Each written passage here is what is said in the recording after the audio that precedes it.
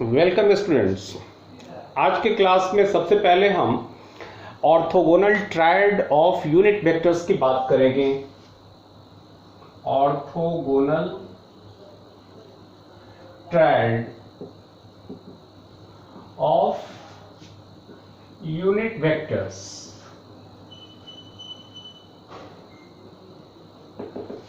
आप सभी को ये तो पढ़ा चुका हूं मैं कि यूनिट वेक्टर्स क्या होते हैं। एक ऐसा वेक्टर जिसकी मैग्नीट्यूड 1 हो, एक ऐसा वेक्टर जिसकी मॉडुलस एक पर्टिकुलर डायरेक्शन में 1 हो और उसका कोई एक स्पेसिफिक डायरेक्शन हो, तो वो यूनिट वेक्टर कहलाता है। अब orthogonal triad of unit vectors क्या चीज होता है ये जानते हैं। हम रेक्टेंगुलर कोऑर्डिनेट सिस्टम का इस्तेमाल करते हैं 3 डायमेंशनल स्पेस में किसी पॉइंट की पोजीशन लोकेट करने के लिए, जिसमें एक पॉइंट को ओरिजिन मानते हुए और वहां से 3 mutually perpendicular axes X, Y and Z axes हम कंसीडर करते हैं, ताकि किसी पॉइंट को जो 3D स्पेस में है उसको हम लोकेट कर सकें। ठीक है, और उसकी कोऑर्डिनेट्स के बारे में हम एक्स वाई जेड कोऑर्डिनेट्स हम कह देते हैं। ये जो रेक्टेंगुलर कोऑर्डिनेट सिस्टम में X Y and Z axes जो कि म्यूचुअली परपेंडिकुलर डायरेक्शंस में होते हैं, इन डिफरेंट डायरेक्शंस के अलोंग जो हमारे यूनिट वेक्टर्स होते हैं, जैसे ये हो गया positive X axis, this is positive Y axis, this is positive Z axis. ठीक है, तो हियर इज द ओरिजिन। इस पॉजिटिव एक्स डायरेक्शन में जो यूनिट वेक्टर होगा, मतलब कि 1 यूनिट लेंथ का कोई भी चाहे कोई भी यूनिट हम इस्तेमाल करें, 1 मीटर इस्तेमाल करें, 1 सेंटीमीटर इस्तेमाल करें, यूनिट लेंथ का जो भी यूनिट हम इस्तेमाल करें 1 मैग्नीट्यूड उसका होना चाहिए। तो पॉजिटिव एक्स डायरेक्शन में जो यूनिट वेक्टर होता है उसको हम आई कैप से डिनोट करते हैं। तो सपोज करो कि ये एक वेक्टर है ओ पी, ठीक है, ये पॉइंट पी है और ओपी वेक्टर जैसा कि तुम देख रहे हो पॉजिटिव एक्स डायरेक्शन में है, और मान लो कि ओपी की लेंथ जो है, इसका मॉडुलस जो है ये 1 यूनिट का है, तो ये वेक्टर जो है आई कैप से डिनोट किया जाता है। ठीक है, I cap, small I cap, इसका ख्याल रखना। वैसे ही यदि कोई वेक्टर अलोंग वाई एक्सिस है, along positive Y axis suppose करो, और उसकी जो यूनिट है, उसका जो मैग्नीट्यूड है अगर 1 है इस पॉजिटिव वाई एक्सिस डायरेक्शन में, सपोज करो कि ये पॉइंट Q है, इस तरह से कि O से Q की बीच की जो दूरी है वो 1 यूनिट की है, तो पॉजिटिव वाई एक्सिस के लॉन्ग जो यूनिट वेक्टर होगा, मेरा OQ वेक्टर से मतलब है, तो इसको हम J कैप से डिनोट करते हैं, स्मॉल J कैप। ठीक है, वैसे ही पॉजिटिव जेड डायरेक्शन के लॉन्ग जो यूनिट वेक्टर होता है, सपोज करो कि R एक पॉइंट है जेड एक्सिस पर एग्जिस्ट करता हुआ पॉजिटिव जेड डायरेक्शन में, O से R के बीच की जो दूरी है ये यूनिट लेंथ की है, इसका मैग्नीट्यूड 1 है, तो ये जो यूनिट वेक्टर है अलोंग पॉजिटिव जेड एक्सिस, इसको हम स्मॉल k कैप से डिनोट करते हैं। ठीक है, तो पॉजिटिव एक्स डायरेक्शन में यूनिट वेक्टर हमारा आई कैप, पॉजिटिव वाई डायरेक्शन में जे कैप, पॉजिटिव जेड डायरेक्शन में के कैप यूनिट वेक्टर हो गया। ठीक है, ये जो यूनिट वेक्टर्स हैं small I cap, J cap, के कैप, इन तीनों यूनिट वेक्टर्स को, जिनके मैग्नीट्यूड सब बताने की जरूरत नहीं, 1 होगा ही होगा, इन्हीं को कलेक्टिवली जो है orthogonal triad of unit vectors कहा जाता है। तो आई जे के vectors are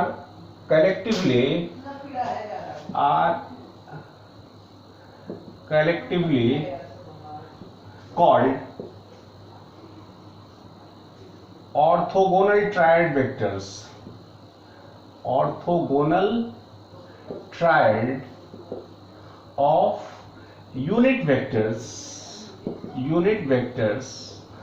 or base vectors। अब बताने की जरूरत नहीं है, अगर आपसे पूछा जाए कि एक unit vector negative x direction में क्या होगा, तो वो क्या होगा, माइनस आई कैप होगा। ठीक है, एक यूनिट वेक्टर जो नेगेटिव वाई डायरेक्शन में है उसको हम माइनस जे कैप से डिनोट करेंगे। नेगेटिव जेड डायरेक्शन में जो यूनिट वेक्टर होगा उसे माइनस के कैप से डिनोट करेंगे। ठीक है, तो समझ गए होंगे orthogonal triad of unit vectors का क्या मतलब होता है। और ये भी बताने की जरूरत नहीं है, फिर भी लिख रहा हूं मैं कि मॉडुलस ऑफ आई, चूंकि आई कैप जो है ये यूनिट वेक्टर को डिनोट कर रहा है, इसलिए इसका मॉडुलस क्या होगा, 1 होगा। मॉडुलस ऑफ जे जो होगा this is also equal to 1 होगा। मॉड ऑफ के जो होगा this is also equal to 1 होगा। ठीक है, तो ये तीनों यूनिट वेक्टर्स जो है आपके orthogonal triad of unit vectors कहलाते हैं। ठीक है, और अब बात करते हैं हम रिजोल्यूशन ऑफ वेक्टर्स की। रिजोल्यूशन, कॉम्पोजिशन का उल्टा रिजोल्यूशन। ठीक है, कॉम्पोजिशन ऑफ वेक्टर्स की बात हम कर चुके हैं। हम ये जान चुके हैं कि 2 या 2 से अधिक वेक्टर्स मिलकर जो असर पैदा करते हैं, यदि वही असर एक सिंगल कोई वेक्टर प्रोड्यूस कर पाता है, वही इफेक्ट अगर कोई सिंगल वेक्टर प्रोड्यूस कर पाता है, तो उस सिंगल वेक्टर को हम क्या कहते हैं, रिजल्टेंट कहते हैं, या composition of those various vectors कहते हैं, कॉम्पोजिशन वेक्टर कहते हैं। ठीक है, यानी कि जोड़ना, बहुत सारे वेक्टर्स को सम अप करके ऐड करके 1 बना देना। ठीक है, ये कॉम्पोजिशन कहलाता है। इसका रिवर्स प्रोसेस जो है रिजोल्यूशन कहलाता है। मतलब splitting of a single vector, एक सिंगल वेक्टर गिवन होगा, उसे हम क्या करेंगे, रिजॉल्व करेंगे। रिजॉल्व करेंगे मतलब उसे 2 या 2 से अधिक ऐसे वेक्टर्स में हम तोड़ देंगे, स्प्लिट कर देंगे, ताकि वो दोनों तीनों जो भी जितने भी वेक्टर्स हैं वो सभी मिल करके उतना ही इफेक्ट प्रोड्यूस करें जितना कि वो सिंगल वेक्टर प्रोड्यूस कर रहा था। कहने का मतलब, मान लो कि एक बॉडी है, उस पर एक सर्टेन न्यूटन का फोर्स एक सर्टेन डायरेक्शन एक्ट कर रहा है, जिसकी वजह से उसमें एक सर्टेन एक्सीलरेशन प्रोड्यूस हुआ। यदि मान लो कि उतना ही एक्सीलरेशन प्रोड्यूस करने के लिए हमें बहुत सारे फोर्सेस लगाने पड़े उसी बॉडी पर, तो इसका अर्थ यह हुआ कि वो जो हमारा ओरिजिनल वेक्टर था सिंगल फोर्स, ठीक है, उसके वो सभी वेक्टर्स क्या हो जाएंगे, जो डिफरेंट 2 3 4 5 वेक्टर्स जो हैं, जो उतना ही असर पैदा करें, वो जो कि उस बॉडी पर एक्ट करके सेम एक्सीलरेशन प्रोड्यूस कर रहे हैं, वो सभी फोर्सेस जो हैं उस ओरिजिनल फोर्स के रिजॉल्व पार्ट्स कहलाएंगे। ठीक है, तो अभी जो हम सीखेंगे रिजोल्यूशन ऑफ वेक्टर में, उसमें एक सिंगल वेक्टर को 2 कंपोनेंट्स में, ध्यान देना, जो रिजॉल्व पार्ट्स होता है, जो स्प्लिटेड पार्ट होता है एक गिवन वेक्टर का, उसको हम कंपोनेंट वेक्टर कहते हैं। और वो जो कंपोनेंट वेक्टर्स हैं वो म्यूचुअली परपेंडिकुलर कंपोनेंट्स भी हो सकते हैं, और कोई जरूरी नहीं है उन दोनों कंपोनेंट्स के बीच कोई भी एंगल हो सकती है। ठीक है, तो पहले रिजोल्यूशन ऑफ वेक्टर का मतलब क्या हुआ, रिजोल्यूशन ऑफ ए वेक्टर का अर्थ यह हुआ कि splitting of A vector, splitting of A vector in 2 or more than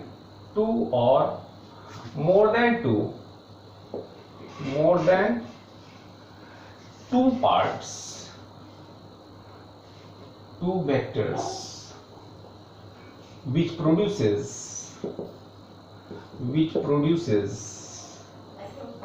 the same effect,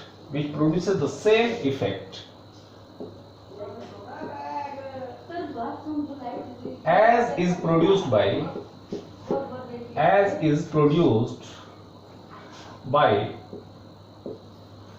the original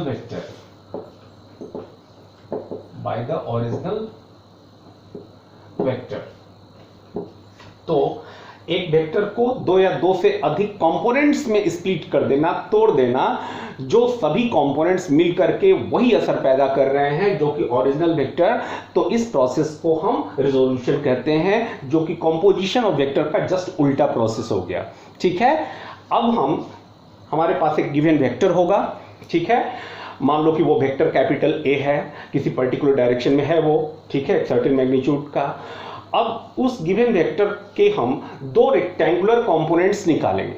ठीक है, ध्यान देना, रेक्टेंगुलर कंपोनेंट्स मतलब म्यूचुअली परपेंडिकुलर कंपोनेंट्स निकालेंगे, यानी कि एक गिवन वेक्टर को 2 म्यूचुअली परपेंडिकुलर डायरेक्शंस में रिजॉल्व करना सीखेंगे, उसके रिजॉल्व कंपोनेंट्स को हम ऑब्टेन करेंगे। तो अब जो हमारा टॉपिक है वो है rectangular components of A vector. Resolution के बाद रिजोल्यूशन ही चल रहा है। अब हम एक गिवन वेक्टर होगा, उसको हम two mutually perpendicular components along positive X axis along positive Y axis, ठीक है, हम तोड़ लेंगे और स्प्लिट करेंगे और उनके कंपोनेंट्स निकालेंगे। तो resolution of A vector in two mutually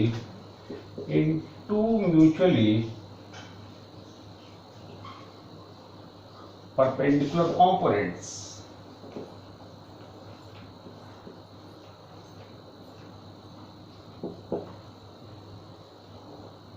ठीक है, एक वेक्टर को दो म्यूचुअली परपेंडिकुलर कंपोनेंट्स में तोड़ना ये और उनको रिजॉल्व करना, ये जो है उन रेक्टेंगुलर कंपोनेंट्स को, उन रिजॉल्व पार्ट्स को हम रेक्टेंगुलर कंपोनेंट्स कहते हैं। तो resolution of A vector in to mutually perpendicular components. तो सपोज करो कि हमारे पास एक वेक्टर है, वेक्टर ए, ठीक है, और it starts from point O और ये मान लो कि पॉइंट पी है, ठीक है, इसकी जो हेड है वो पी पॉइंट पर है। तो ओ को ओरिजिन मानते हुए हम टू म्यूचुअली परपेंडिकुलर डायरेक्शंस लेते हैं। One is positive X, another one is positive Y, ठीक है।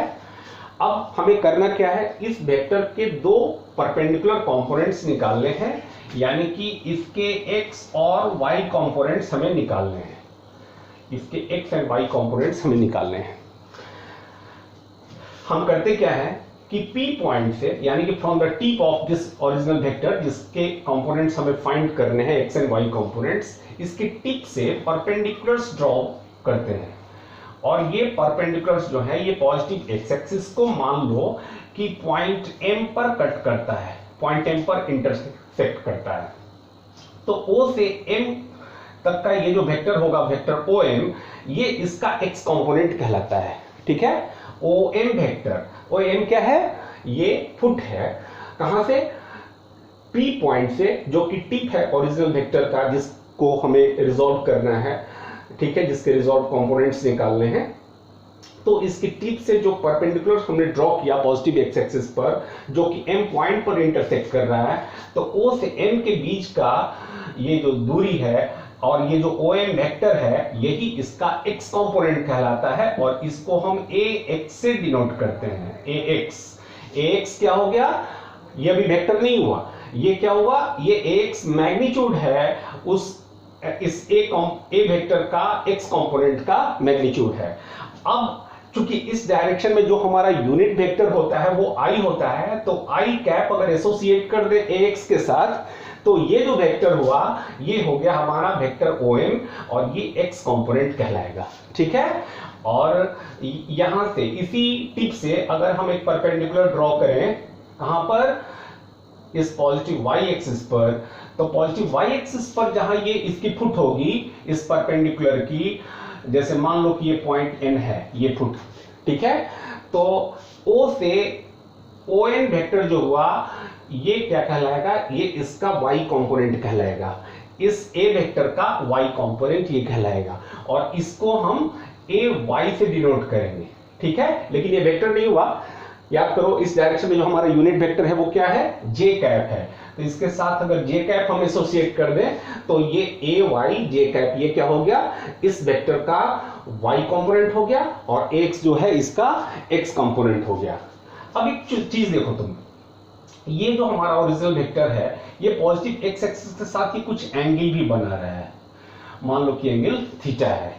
तो इस थीटा की वैल्यू हम निकालना सीखेंगे, लेकिन सबसे पहले ये जानो कि क्यों इस वेक्टर OM को हम x कंपोनेंट कहेंगे, क्यों इस वेक्टर ON को हम y कंपोनेंट कहेंगे। याद करो अभी जो हमने बतलाया कंपोनेंट वेक्टर्स का मतलब क्या हुआ, ये रिजॉल्व पार्ट्स क्यों कहलाएंगे, ये to mutually perpendicular resolve parts या टू म्यूचुअली परपेंडिकुलर कंपोनेंट्स क्यों कहलाएंगे, इसलिए कहलाएंगे कि तुम एक चीज देखो, इन दोनों वेक्टर्स को अगर हम वेक्टर लॉ ऑफ एडिशन से जोड़ दें तो हमें ओरिजिनल वेक्टर ऑब्टेन हो जाता है। देखो कैसे, तो एक वेक्टर हमारा ये हो गया x कंपोनेंट, दूसरा वेक्टर y कंपोनेंट हो गया। तुम देखो ये जो pm लेंथ है, pm वेक्टर है, इसको n से p तक एक वेक्टर हम मान लें mp वेक्टर, तो mp वेक्टर और ayj वेक्टर दोनों एक ही हैं, इसके पैरेलल है, ये इसकी लेंथ के बराबर है। तो ये om वेक्टर जो है x कंपोनेंट हो गया axi कैप, और mp वेक्टर जो है ये ayj कैप जो है ये y कंपोनेंट वेक्टर का हो गया। अब तुम देखो, अगर दो वेक्टर को हमें जोड़ना होता है, जैसे हम यहां पर दो कंपोनेंट्स को x और y कंपोनेंट्स को हम जोड़ करके चेक करना चाहते हैं कि हमें ओरिजिनल वेक्टर मिलता है कि नहीं, तो तुम देखो दो वेक्टर को ऐड कैसे करते हैं। एक वेक्टर की हेड पर दूसरे वेक्टर की टेल को रखते हैं, तो तुम देखो x कंपोनेंट वाले वेक्टर की हेड पर हमने y कंपोनेंट के टेल को रख दिया है, प्लेस कर दिया है, ठीक है। और तुम देखो पहले की टेल से फाइनल की हेड को हम ज्वाइन कर दे रहे हैं, तो हमें ओरिजिनल वेक्टर ऑब्टेन हो गया कि नहीं। तो इस तरह से हम कह सकते हैं कि ये जो परपेंडिकुलर की जो फुट है, इस पॉइंट से ओ पॉइंट की ये जो दूरी है ये x कंपोनेंट का मैग्नीट्यूड हुआ, और इस परपेंडिकुलर की फुट जो y एक्सिस पर है उसकी ओरिजिन से जो दूरी है ये y कंपोनेंट का मैग्नीट्यूड हो गया इस गिवन वेक्टर का। और इस तरह से ये दो हमारे axi कैप और ayj कैप ये हमारे दो रेक्टेंगुलर कंपोनेंट्स हो गए इस ओरिजिनल वेक्टर के, इस गिवन वेक्टर के, ठीक है। इनको हम रिजोल्यूशन भी कहते हैं। इस वेक्टर को हमने रिजॉल्व कर दिया, हमने टू म्यूचुअली परपेंडिकुलर कंपोनेंट्स में इसके रेक्टेंगुलर कंपोनेंट्स हमने, रेक्टेंगुलर कंपोनेंट वेक्टर्स हमने ऑब्टेन कर लिए। अब तुम एक चीज देखो, इस ओरिजिनल वेक्टर को चूंकि इन दोनों कंपोनेंट वेक्टर्स के सम के रूप में लिखा जा सकता है, यानी कि हम कह सकते हैं कि vector a is equal to axi cap plus ayj cap. समझ में आ रही बात। तो देखो एक गिवन वेक्टर को उसके x y कंपोनेंट के फॉर्म में हम इस तरीके से लिख सकते हैं, यदि वो वेक्टर एक प्लेन में है, ठीक है। अगर हो सकता है कि ये वेक्टर जो है थ्री डायमेंशनल स्पेस में हो, इस तरह से हो, ठीक है, इस तरह से हो, p यहां पर हो, o यहां पर हो, तो ये थ्री डायमेंशनल स्पेस में हो गया। ये इसका न सिर्फ x कंपोनेंट ही है, न सिर्फ y कंपोनेंट ही बनेगा, बल्कि इसका z कंपोनेंट भी बनेगा। तो जैसे, तो उस स्थिति में हम देखेंगे, नेक्स्ट टॉपिक हम डिस्कस करेंगे बाद में। तो अगर कोई वेक्टर जो है, मान लो कि ये p पोजीशन वेक्टर है, OP वेक्टर जो है एक पॉइंट P का जो कि थ्री डायमेंशनल स्पेस में है कहीं पर, उसका ये पोजीशन वेक्टर बता रहा है, वेक्टर A, ठीक है। तो उसके x y z कंपोनेंट्स की बात होगी, उसमें z कंपोनेंट्स की भी बात होगी। तो वैसी स्थिति में इस गिवन वेक्टर के तीन रिजॉल्व पार्ट्स हो जाएंगे जो कि तीनों म्यूचुअली परपेंडिकुलर डायरेक्शंस में होंगे। जैसे axi कैप हमने लिखा प्लस ayj कैप करने पर जैसे a वेक्टर हमें यहां मिल रहा है, तो अगर कोई वेक्टर a जो है थ्री डायमेंशनल स्पेस में होगा तो उसमें एक और कंपोनेंट जुड़ जाएगा z कंपोनेंट, यानी कि इसमें ayj कैप के बाद az k कैप वाला टर्म उसमें इन्वॉल्व हो जाएगा। खैर फिलहाल ये बताओ आप लोग, इतनी बात तो क्लियर हो गई होगी। तो ये देखो, अब यहां पर मैं तुमसे पूछूं कि cos थीटा की वैल्यू कितनी होगी, तो also cos theta is equal to base, यानी x, इसकी लेंथ कितनी है ax upon mod a cos theta हो गया। इसलिए हम इसको ऐसे भी कह सकते हैं कि ax इज इक्वल टू जो है मॉड a cos थीटा होगा, ठीक है। ध्यान देना, ax जो है ये मॉड a cos थीटा, इस ओरिजिनल वेक्टर की length magnitude into cos theta के प्रोडक्ट के बराबर ये हमारा x कंपोनेंट होगा। सिमिलरली मैं तुमसे पूछूं इस राइट एंगल ट्रायंगल में sin थीटा कितना होगा, तो also sin theta is equal to ay, इसका ये y कंपोनेंट, सिर्फ लेंथ ले रहे हैं, सिर्फ मैग्नीट्यूड की बात करेंगे, अपॉन इस वेक्टर की मैग्नीट्यूड। क्यों भाई, तो तुम देखो इस राइट एंगल ट्रायंगल में हमें sin थीटा की वैल्यू चाहिए, तो परपेंडिकुलर बाय हाइपोटेन्यूज करेंगे, अपॉन मॉड a कर दो, तो ये हो गया हमारा sin थीटा। क्यों निकाल रहे हैं हम, ay की मैग्नीट्यूड चाहते हैं इन टर्म्स ऑफ थीटा, तो ay कितना हो जाएगा, this can be written as ay is equal to mod a into sine theta हो जाएगा, मॉड a साइन थीटा हो जाएगा। तो तुम देख रहे हो ये जो x कंपोनेंट आया है हमारा वेक्टर का, ये ओरिजिनल वेक्टर की मॉडुलस को cos थीटा से मल्टीप्लाई करने पर मिलता है, और y कंपोनेंट जो है वो मॉडुलस ऑफ a को sin थीटा से मल्टीप्लाई करने पर मिलता है, ठीक है। अब चूंकि हम ओरिजिनल वेक्टर को ax i cap plus ay j cap के रूप में हम लिख सकते हैं इसके कंपोनेंट फॉर्म में, xy कंपोनेंट के फॉर्म में, ये जो ओरिजिनल वेक्टर हमारा एक प्लेन में है, तो ax की वैल्यू अगर पुट कर दें, ay की वैल्यू यहां से सब्स्टिट्यूट कर दें, एक काम करो इसे इक्वेशन 2 मान लो, इसे इक्वेशन नंबर 3 अगर हम एज्यूम कर लें, तो from first, second and third, from 1 and 2, from first, second and third, we can say a is equal to, vector a is equal to ax की जगह mod a cos theta I cap, अब plus ay की जगह पे mod a sin theta j cap। समझ लो बात, ये हो गया हमारा इक्वेशन नंबर 4। यानी ओरिजिनल वेक्टर को हम इस तरह से भी हम लिख सकते हैं, जहां पर mod a cos थीटा तुम्हारा x कंपोनेंट, ये हो गया x कंपोनेंट, ये हो गया x कंपोनेंट, और ये हो गया आपका y कंपोनेंट। ठीक है। अब तुम एक चीज देखो, हम चाहते हैं a का मॉडुलस निकालना, मतलब ये लेंथ जानना चाहते हैं, मॉडुलस ऑफ ए निकालना चाहे, तो मॉडुलस ऑफ ए तुम देखो इस राइट एंगल ट्रायंगल से हम लिख सकते हैं OM का स्क्वायर प्लस MP का स्क्वायर फ्रॉम पाइथागोरस थ्योरम, तो as also mod a square is equal to ax square plus ay square. तुम देखो ax square plus ay square is equal to mod a square. ठीक है, here we are only concern with the magnitude of a, तो ऐसे लिखेंगे। तो अगर हमें मॉडुलस ऑफ a फाइंड करना हो, ओरिजिनल वेक्टर को इसके कंपोनेंट वेक्टर्स अगर मालूम है, अगर किसी वेक्टर के रेक्टेंगुलर कंपोनेंट्स आपको गिवन हैं, उन कंपोनेंट्स की मदद से अगर उस गिवन वेक्टर की मॉडुलस फाइंड करनी हो, तो कैसे फाइंड करोगे? उसके x कंपोनेंट का स्क्वायर कर दो। तुम देखो यहां से ये mod a square equal to कितना हो गया, तो mod a कितना हो जाएगा, ax स्क्वायर, यानी उस वेक्टर की x कंपोनेंट का स्क्वायर प्लस उस वेक्टर की y कंपोनेंट का स्क्वायर के सम के स्क्वायर रूट के बराबर हो जाएगा मॉडुलस ऑफ a। तो फिर इस इक्वेशन नंबर 5, ठीक है, लगे हाथ। तो ये बताओ कि इन x एंड y कंपोनेंट्स के फॉर्म में इस थीटा को हम एक्सप्रेस कर पा रहे हैं, तो इस थीटा की वैल्यू हम निकालना चाहते हैं। दरअसल हमें x कंपोनेंट और y कंपोनेंट किसी वेक्टर का गिवन है, तो क्या करेंगे? तो तुम देखो इसी राइट एंगल ट्रायंगल में also tan theta is equal to ay upon ax, तो also tan theta is equal to ay upon ax, so theta is equal to tan inverse ay upon ax। Clear है? यानी किस तरह से हम theta की value निकाल सकते हैं। तो हमने देखो क्या क्या सीख लिया, हमने ये जान लिया कि एक गिवन वेक्टर अगर कोई प्लेन में है, एक प्लेन में यदि हमें कोई वेक्टर गिवन होगा, तो उसके टू म्यूचुअली परपेंडिकुलर कंपोनेंट्स हम कैसे निकालेंगे, उनको दो म्यूचुअली परपेंडिकुलर डायरेक्शंस में कैसे रिजॉल्व करेंगे। ठीक है, और रिजॉल्व करने के बाद उनके कंपोनेंट्स क्या क्या आएंगे, एक्स कंपोनेंट क्या होंगे, वाई कंपोनेंट्स क्या होंगे। ठीक है, और इस तरह से आपने देखा कि ये सारे रिलेशंस हमने ऑब्टेन कर लिए, और एक गिवन वेक्टर जो प्लेन में था उसके एक्स वाई कंपोनेंट्स हमने डिटरमाइन कर लिए, और आपने ये भी सीख लिया कि क्यों ये दोनों जो है एक्स वाई कंपोनेंट्स कहलाएंगे। तुम देख रहे हो क्योंकि इनको वेक्टर लॉ ऑफ एडिशन से जोड़ने पर हमें ओरिजिनल वेक्टर मिल जाता है, यानी कि दो वेक्टर्स मिल करके वही असर पैदा कर रहे हैं जो ये अकेला वेक्टर पैदा कर रहा है, इसीलिए इन दोनों को हम क्या कहेंगे, एक्स वाई कंपोनेंट्स कहेंगे।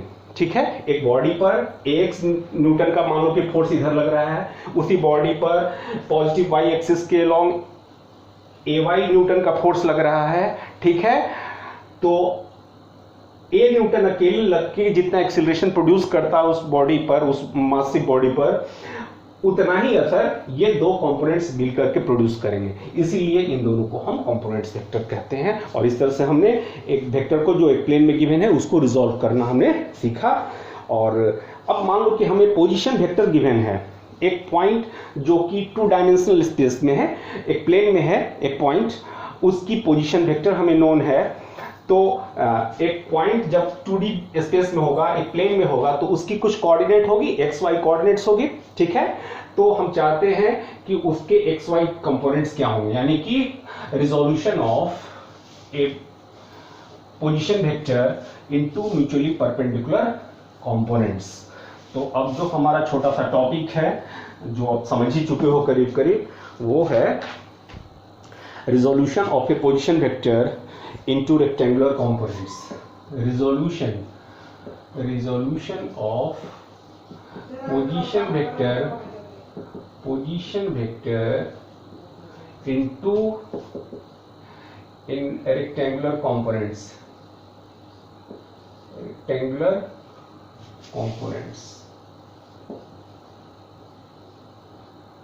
पोजीशन वेक्टर जो है, सपोज करो कि कोई पॉइंट जो है एग्जिस्ट करता है एक प्लेन में है, इस बोर्ड वाले प्लेन में, तो इस पॉइंट P का कुछ XY कोऑर्डिनेट होगा। मान लो कि इसका X कोऑर्डिनेट X है, ये Y कोऑर्डिनेट Y हो गया। तो इसका अर्थ यह हुआ कि अगर एक हम ये कोऑर्डिनेट सिस्टम ले तो इसमें OP हो गया position vector, where P is the location of the point in this plane, और यहां से अगर हम परपेंडिकुलर ड्रॉ करें तो ये जो परपेंडिकुलर की फुट है, ये फुट की ओरिजिन से जो दूरी है ये हो जाएगी x, और ये जो लेंथ है जो कि इस परपेंडिकुलर से यहां से परपेंडिकुलर ड्रॉ करें अगर y एक्सिस पर, ठीक है, तो इसकी फुट अगर m है तो ये जो O से N की दूरी होगी ये कितनी हो जाएगी, this is equal to y। Clear है? अगर ये पोजीशन वेक्टर जो है, जैसा मैंने बताया था कि किसी पॉइंट की जो पोजीशन वेक्टर है उसमें दो इंफॉर्मेशन छुपे होते हैं, एक कि वो किस डायरेक्शन में है वो पॉइंट, तो किस डायरेक्शन में पता करने के लिए हमें क्या करना होगा, हमें ये एंगल मालूम होगा कि एक पर्टिकुलर एक्सिस के साथ उसकी एंगल कितनी बना रहा है वो। दूसरा, उसकी लेंथ कितनी है, यानी कि कितनी दूर पर है वो ओरिजिन के रिस्पेक्ट में, ओरिजिन से।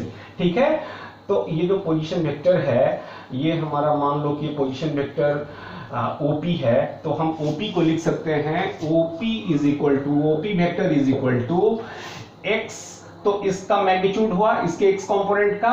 जब हम xi कैप कर देंगे तो ये हो गया एक्चुअल में x कंपोनेंट, मेरा मतलब OM वेक्टर जो होगा, तो OP vector is equal to OM vector, OP vector is equal to OM vector plus MP vector, ठीक है, और OP is equal to vector OP यानी कि position vector of point P is equal to OM vector का मतलब xi cap plus ये हो गया तुम्हारा yj cap plus yj cap.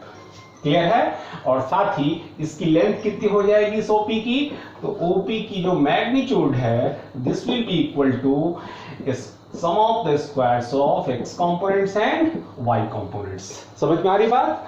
और साथ ही ये तो हो गया फर्स्ट, ये हो गया मैग्नीट्यूड की बात। ओरिजिनल वेक्टर पोजीशन वेक्टर की मैग्नीट्यूड ऐसे निकालेंगे कंपोनेंट वेक्टर्स की मदद से, कंपोनेंट्स गिवन है xy कंपोनेंट्स, तो पोजीशन वेक्टर की मैग्नीट्यूड निकल जाएगी, और पोजीशन वेक्टर को हम इस तरह से कंपोनेंट वेक्टर्स में वो तोड़ सकते हैं, स्प्लिट कर सकते हैं। और चूंकि थीटा ये मालूम है और अभी हमने बताया कि x की वैल्यू कितनी होगी, OP cos थीटा हो जाएगी, तो also OP is equal to ये कितना हो जाएगा, OP vector is equal to OP vector का modulus into cos theta i cap, OP का modulus cos theta into i cap हो जाएगा, क्योंकि x की वैल्यू OP का मॉड cos थीटा हो जाएगा, अब plus modulus of OP sin theta j cap हो गया। क्लियर है? तो ये तुम्हारा हो गया, थीटा भी इसमें इन्वॉल्व हो गया, और इस तरह से हमने ओरिजिनल वेक्टर की जो पोजीशन वेक्टर है उसकी मॉडुलस थीटा इन सब को इन्वॉल्व करके जो पोजीशन वेक्टर है उसको हमने एक्सप्रेस कर दिया। क्लियर है? तो ये रहा rectangular components of the given position vector. ठीक है, x is equal to position vector OP का OP cos थीटा, ये क्या हो गया एक्चुअल में, ये एक्चुअल में OP cos थीटा है, OP cos थीटा हो गया, रहने दो इसकी कोई जरूरत नहीं है, अब हो गया, स्प्लिट हो गया। ठीक है, तो ये x कंपोनेंट, ये y कंपोनेंट हो गया इस गिवन पोजीशन वेक्टर का। क्लियर है? तो इस तरह से हम एक गिवन वेक्टर के जो कि पोजीशन वेक्टर है उसको रिजॉल्व कर सकते हैं दो रेक्टेंगुलर कंपोनेंट्स में। और ये काम हम सीख गए और इस पर बेस्ड हमें प्रॉब्लम्स भी करने होंगे जो अगले लेक्चर में हम लोग करेंगे। अभी के लिए इतना ही। Thank you.